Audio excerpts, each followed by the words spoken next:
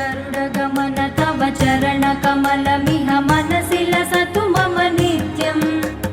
गरुडगमन तव चरणकमलमिह मनसि लसतु मम नित्यम् मनसि लसतु मम नित्यम् मम तापमपाकुरु देव मम पापमपाकुरु देव मम तापमपाकुरु देव मम पापमपाकुरु देव जलजनयन विधिनमुचिहरण मुख विभुध